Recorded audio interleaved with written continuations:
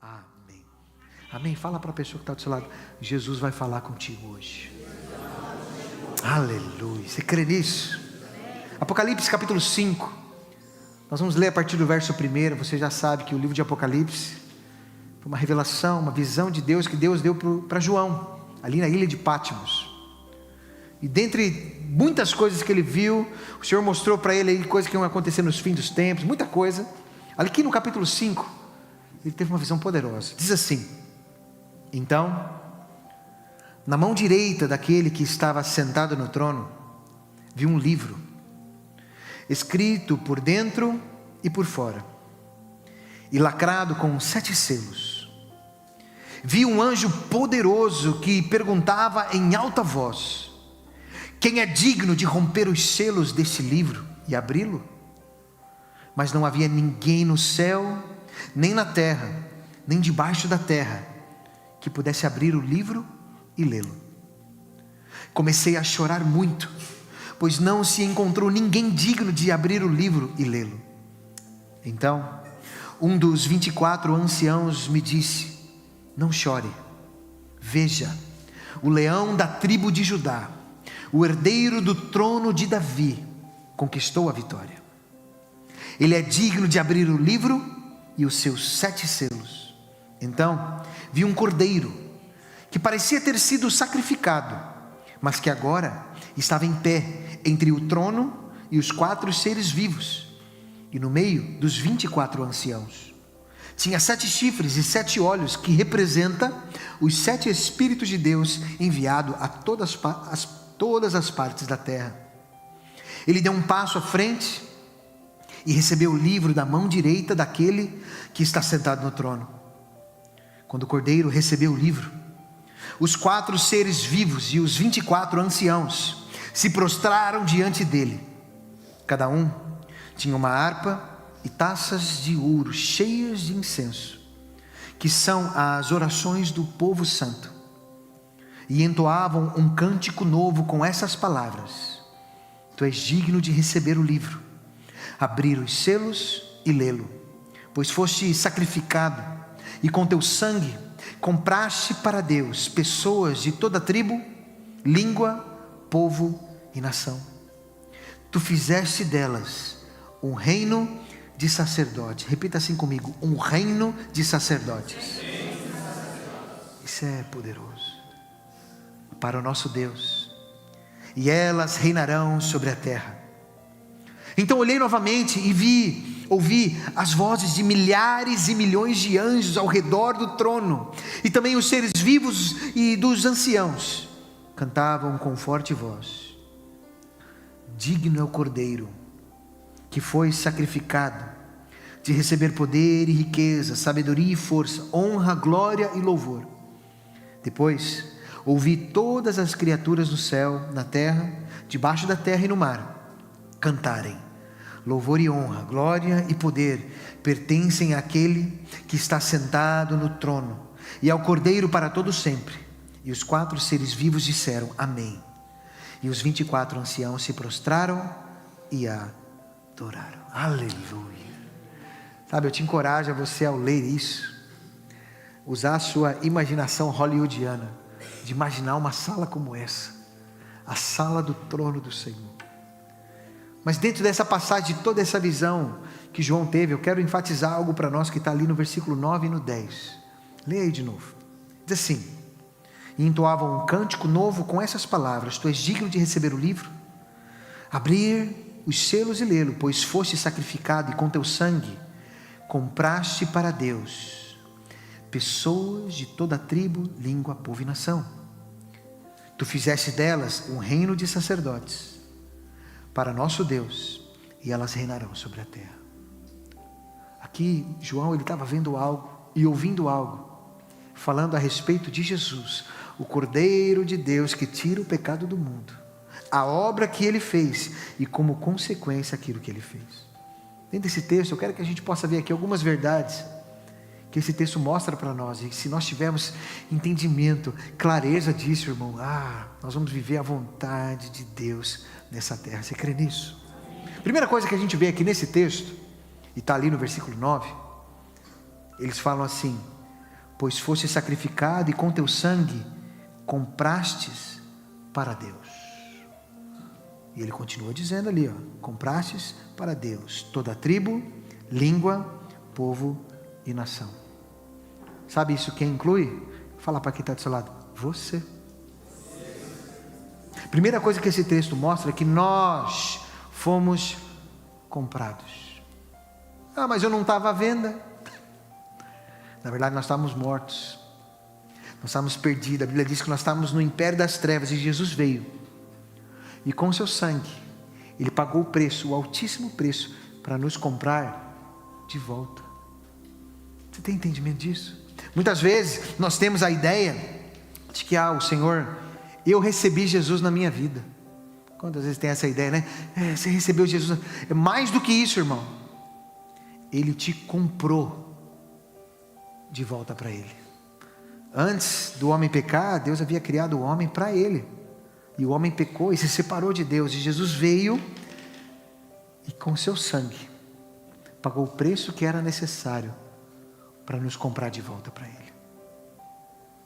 Agora, quando a gente fala de comprar, quantos aqui já compraram alguma coisa? Uma casa, um carro, ou uma coisinha menor também? Quando você compra algo, esse negócio é de quem? É seu, sim ou não? Por isso, fala para quem está do seu lado, você é de Deus. Nossa, você é de Deus, irmão. Mas fica confuso. É interessante que quando Jesus foi questionado, nós devemos pagar imposto a César? Quantos lembram dessa passagem? Jesus falou, pega uma moeda, de quem que é essa imagem que está aqui na moeda? É de César. Falei, então dá para César o que é de César. Agora, se você olhar para a pessoa que está do seu lado, de quem é essa imagem que você está vendo? A Bíblia diz que você foi feita a imagem e semelhança de quem? Você é de Deus, irmão. Você tem noção disso? Nós temos não apenas um Salvador, nós temos um Senhor. Nós somos comprados com o sangue dele. Só que Ele é um Senhor tão bom que Ele não nos obriga a gente ficar com Ele. Nós somos como os escravos da orelha furada. Eu quero estar, porque eu sou dele. E quando nós falamos de que nós temos um Senhor e que nós fomos comprados, a coisa muda. Você já pensou em você levantar pela manhã e você estar na casa do seu Senhor e dizer, meu Senhor, o que o Senhor quer que eu faça? Percebe que a ótica da vida muda? Geralmente a gente levanta, nós temos a mania às vezes imatura de falar, Deus, seguinte, eu tenho aqui uns planos meus aqui, umas vontades minhas, faz o favor, abençoa a minha vontade, os meus planos para que dê tudo certo. Eu fico imaginando Deus olhando, Ele que é o dono, o Senhor, ok, tá. Não sei quantos já viram a série do The Chosen. Tem uma cena muito interessante, não está na Bíblia, tá? Mas é uma cena muito engraçada, que chega ali, um dos discípulos de Jesus estava com uma faca muito bonita, não sei quando lembra essa cena, e ele mostrou para Jesus a espada dele. Olha a espada, olha que espada. E Jesus falou, nossa, muito bonita. Tipo assim, Jesus, o Senhor vai me usar, eu vou ser um guerreiro nas suas mãos. E ele pega a espada e joga no rio. Muitas vezes isso é o que Deus faz com os nossos planos, porque os planos, a palavra de Deus diz que os planos dele são melhores do que o nosso, que a vontade de Deus é melhor que a nossa. Sim ou não? Se a Bíblia diz lá em Romanos capítulo 12 que a vontade de Deus ela é boa, perfeita e agradável, e nós somos dele, não é melhor fazer a vontade dele? Sim ou não? Mas às vezes a gente é teimoso e continua querendo fazer a nossa. Só quando nós temos entendimento, revelação e clareza, eu fui comprado, eu sou dele, eu quero levantar todos os dias pela manhã e falar, Senhor, o Senhor não é apenas o meu Salvador, o Senhor é o meu Senhor, o Senhor não é apenas o dono do mundo, o Senhor é o meu dono, eu quero fazer a tua vontade. Percebe a diferença?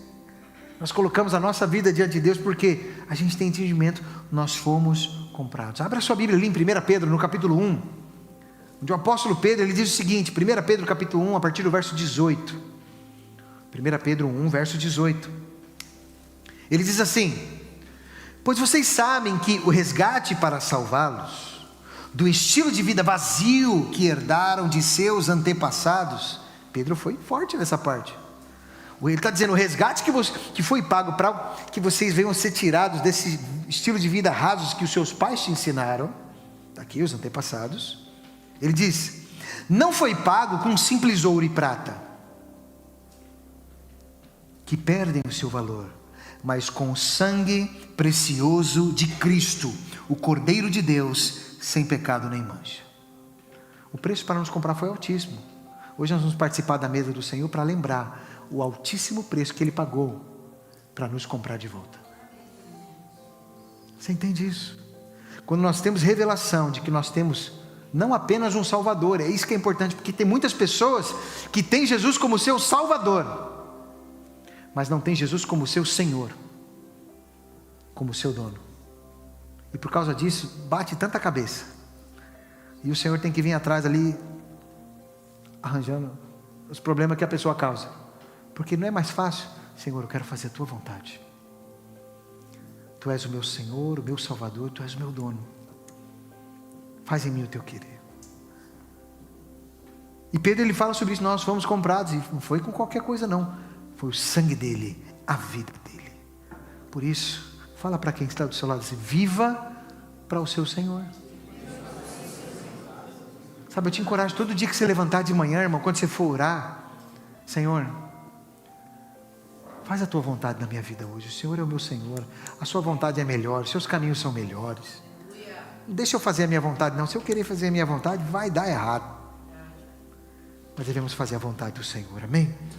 Segunda coisa que nós vemos aqui nesse texto, em que João teve essa visão, e não sei se você consegue, eu amo essa visão, porque ele diz assim, versículo 9, e entoava um cântico com essas palavras, tu és digno de receber o livro, abrir os selos e lê-lo, pois foste sacrificado e com teu sangue compraste para Deus pessoas de toda tribo, língua, povo e nação. Ele está dizendo de toda tribo, todo povo, toda língua e toda nação vai estar lá no céu. Você consegue imaginar isso? Porque nós somos de uma cultura mais ocidental, e às vezes a gente acaba achando que o Evangelho se amolda à nossa cultura, mas deixa eu te dizer uma coisa, o Evangelho é multicultural. Um dia eu estava ouvindo um pastor, ele trabalhou muitos anos com os índios no Brasil, não sei se alguém já foi em alguma tribo indígena, é interessante, algumas são mais tradicionais, outras menos, mas ele trabalhava com uma tribo assim, bem tradicional, ele até falava que os índios têm umas maneiras diferentes de resolver as coisas. Mas é interessante que ele conta que teve um índio que teve uma experiência sobrenatural com o Senhor. E ele foi ouvido. Como é que foi? Ele foi arrebatado, literalmente arrebatado, e ele teve uma visão. E o pastor foi perguntar, como é que foi essa visão? Olha, foi glorioso, sabe? A presença de Deus. Ele falou, e eu vi Jesus. Sério, você viu Jesus? Ele era lindo. Ele era lindo. E o que ele estava vestido? Ele, vestido? Não estava vestido. Eu falei, como assim não estava vestido? Estranho, né? Por quê? Porque nós achamos que Jesus tem aquela nossa imagem que nós fazemos, ou que culturalmente é manifestado baseado em culturas. O Senhor, ele se manifesta de acordo até da cultura da pessoa. E às vezes é nós que nos escandalizamos. Para o índio é normal, o cara está todo peladão lá, só cobre a ferramenta.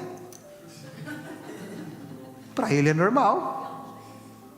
Se ele visse Jesus cheio de roupa, ele fala, esse cara não combina comigo não.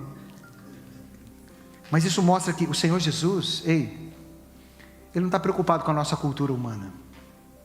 Lá no céu vai ter gente de todos os povos, todas as línguas, todas as raças, tudo vai estar lá, irmão.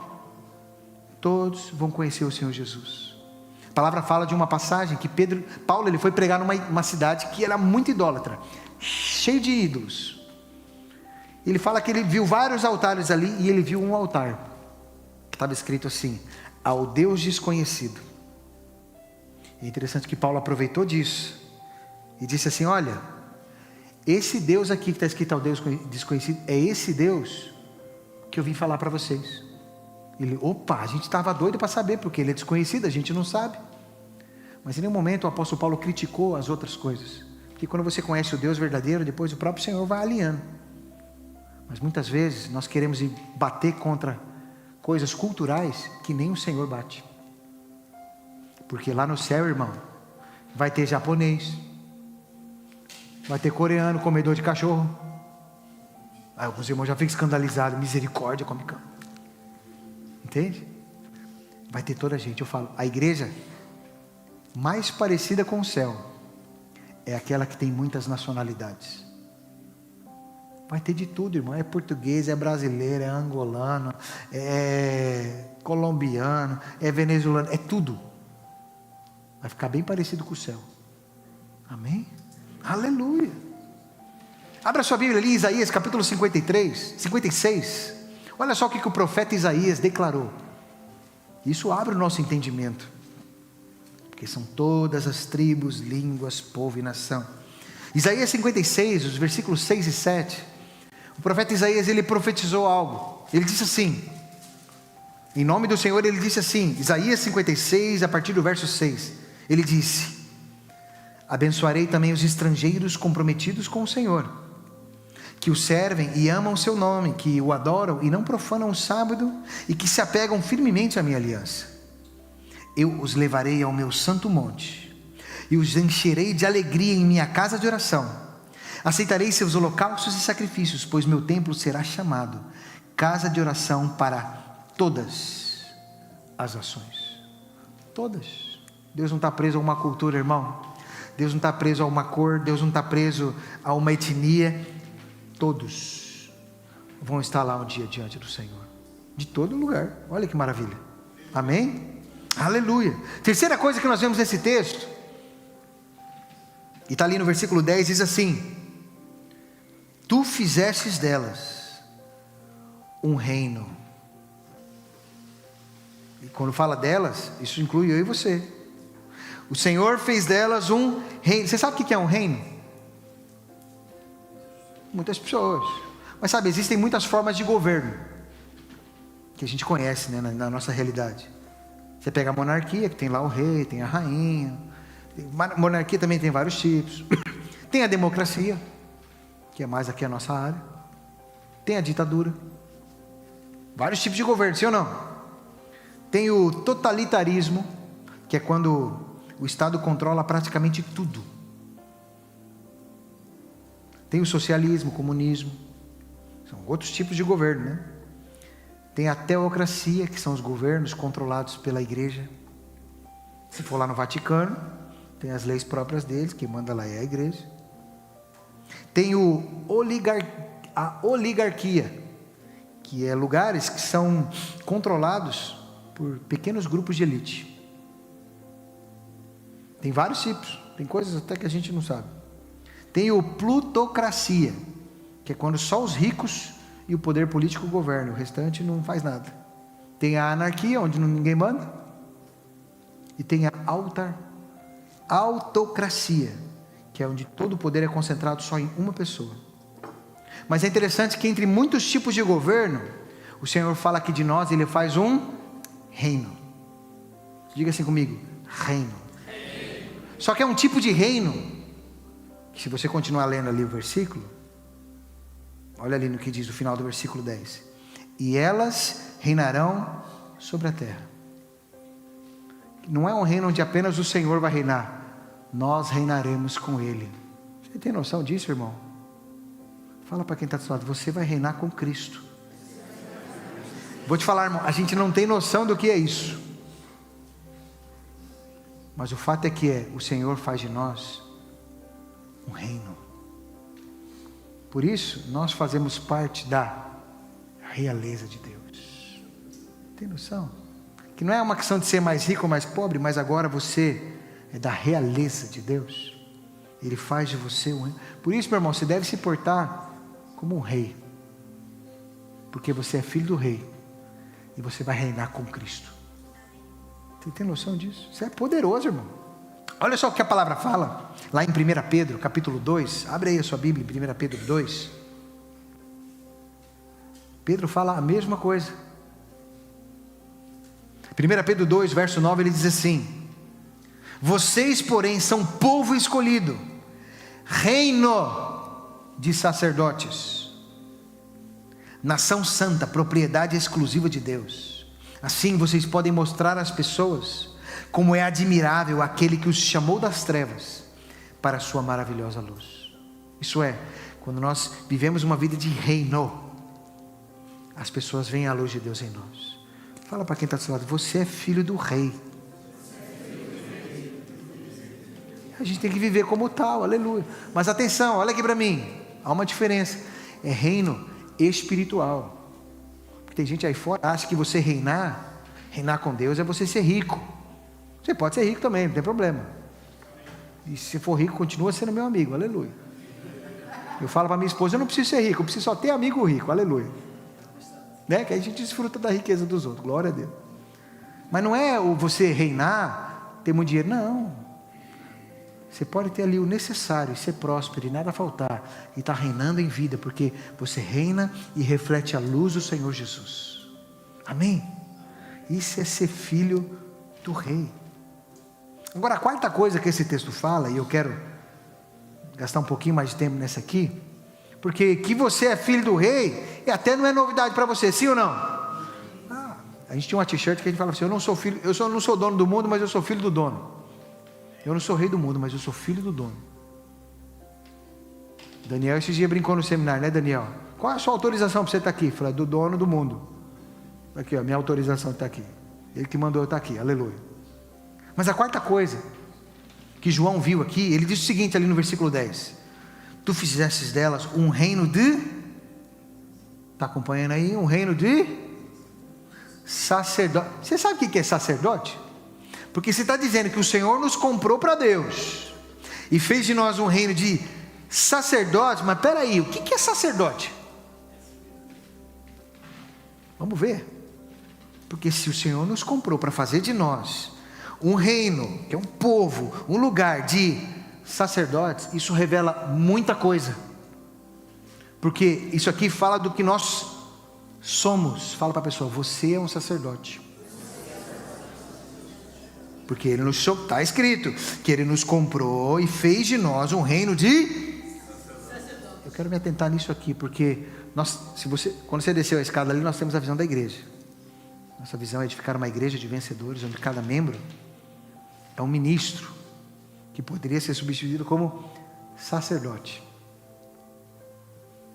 Agora, o que é um sacerdote? Eu quero mostrar duas coisas. Primeiro, o que era o sacerdote no Antigo Testamento? Esse é um termo já antigo. O sacerdote do Antigo Testamento do povo de Deus era aquele que ele oferecia o sacrifício no tabernáculo lá no templo. Quando a pessoa ia entregar uma oferta para Deus, ela tinha que entregar para o sacerdote. O sacerdote fazia todo o ritual. Depois você pode ler lá, Levítico.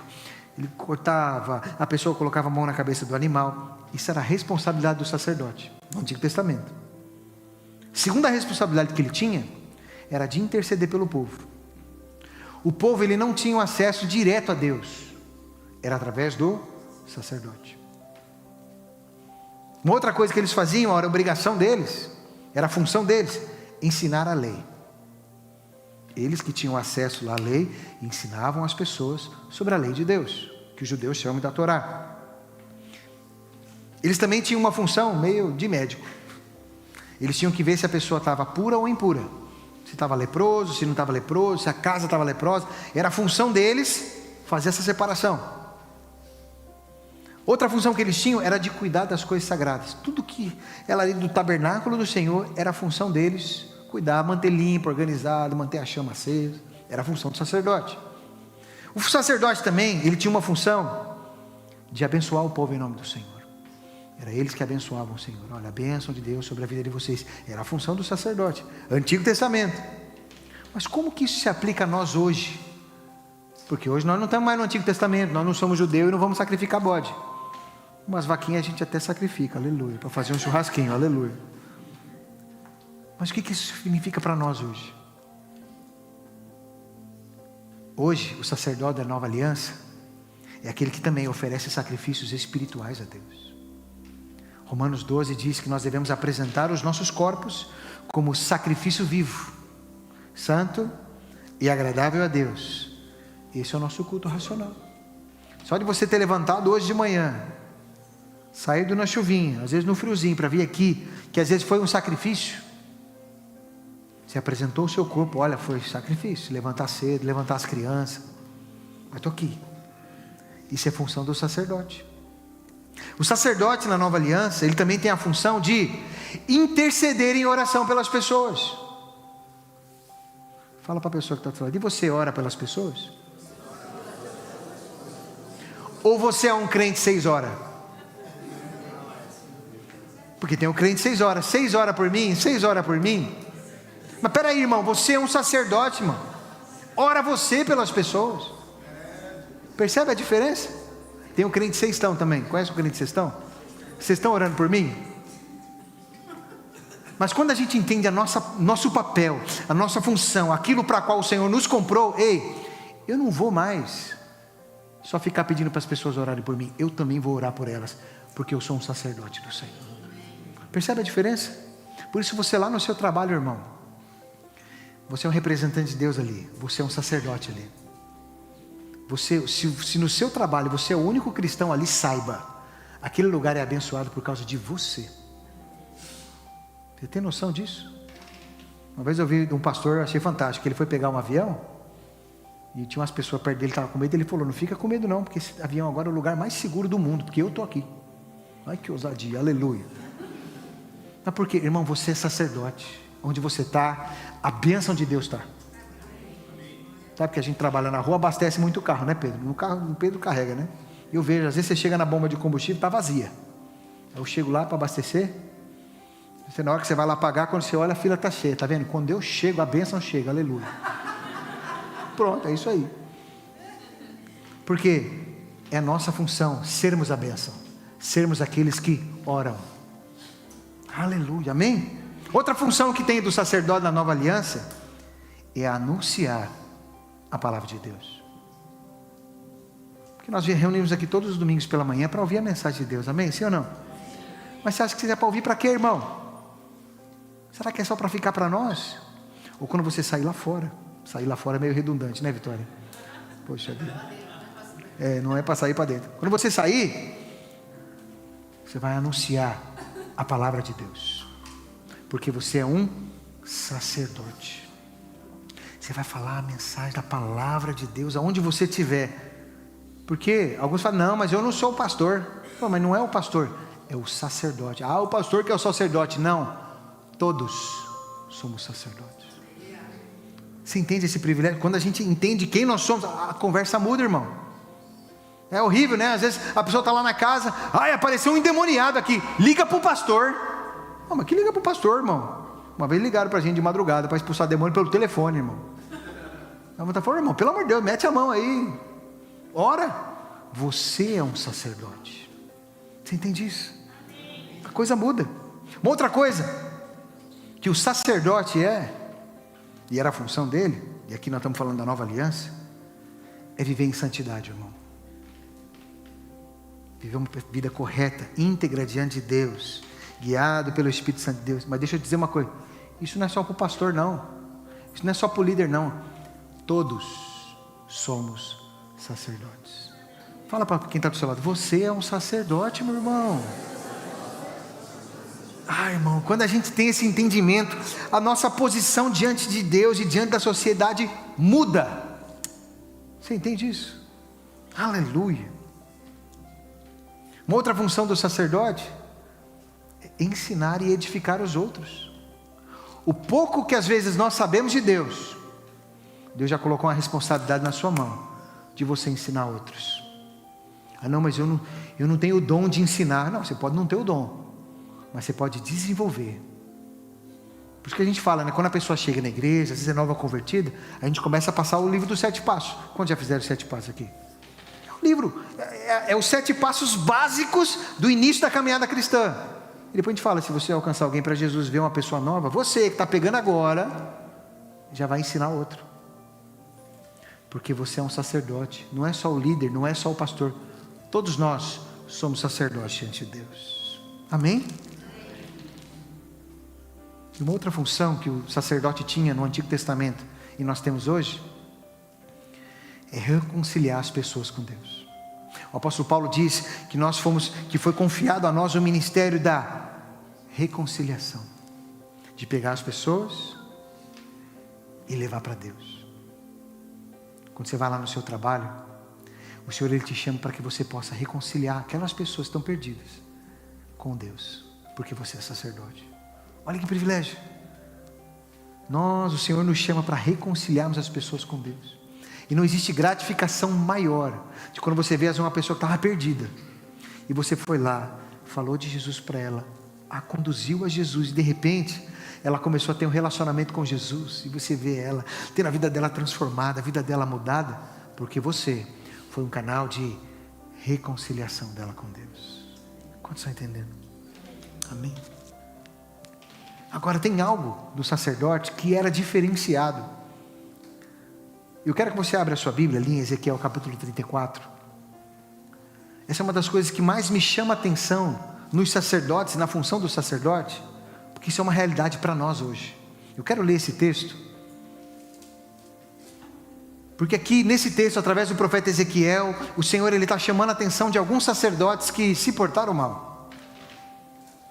E é interessante que a punição de Deus para esses sacerdotes é muito interessante. Eu quero que você veja isso. Ezequiel capítulo 34, a partir do verso 9, diz assim. Ezequiel 44, desculpa, é 44, não é 34. Ezequiel 44, a partir do verso 9, a palavra de Deus diz assim: portanto, assim diz o Senhor soberano: nenhum estrangeiro, nem mesmo aqueles que vivem no meio do povo de Israel, entrará em meu santuário, se não tiver sido circuncidado de corpo e coração. E os homens da tribo de Levi, que me abandonaram quando Israel se afastou de mim para adorar ídolos, sofrerão as consequências de seus pecados. Ainda poderão ser guardas do templo e das portas, poderão abater os animais trazidos para os holocaustos e estar presentes para servir o povo. Diga assim: servir o povo.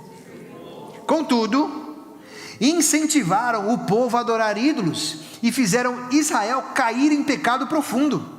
Por isso, jurei solenemente que eles sofrerão as consequências de seus pecados, diz o Senhor soberano: não se aproximarão de mim para me servir como sacerdotes.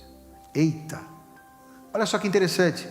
O sacerdote, ele tinha uma função de entrar na presença de Deus e servir o Senhor.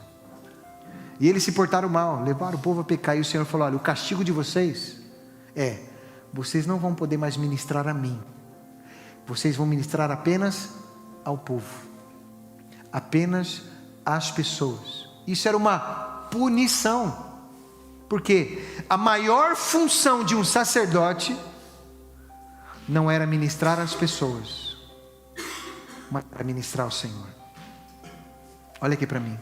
Às vezes nós, como líderes, pastores, a gente tem essa preocupação de todas as semanas, nas células e nos cultos, ministrarmos uma palavra de Deus, e essa palavra de Deus é ministrada a nós, às pessoas, sim ou não? E você às vezes lá nas células, você vai compartilhar a palavra, você está ali ministrando a palavra do Senhor às pessoas, sim ou não? Mas deixa eu te falar, a maior função de um sacerdote, acima disso, o privilégio maior, não é ministrar às pessoas, é ministrar ao Senhor. É o momento onde você, no seu momento a sós com Deus, porque o sacerdote, ele entrava no lugar chamado de o Santíssimo Lugar, o Santo dos Santos, onde não tinha ninguém, era ele e Deus em comunhão, e ele ministrava ao Senhor. Muitas vezes a gente valoriza mais o ministrar às pessoas do que ministrar ao Senhor. Sabe por quê? Porque o ministrar às pessoas tem visibilidade, e o ministrar ao Senhor é a sós. Muitos cristãos às vezes até querem a posição de ministrar às pessoas. Eu quero ser líder, eu quero ser pastor, eu quero falar, eu quero...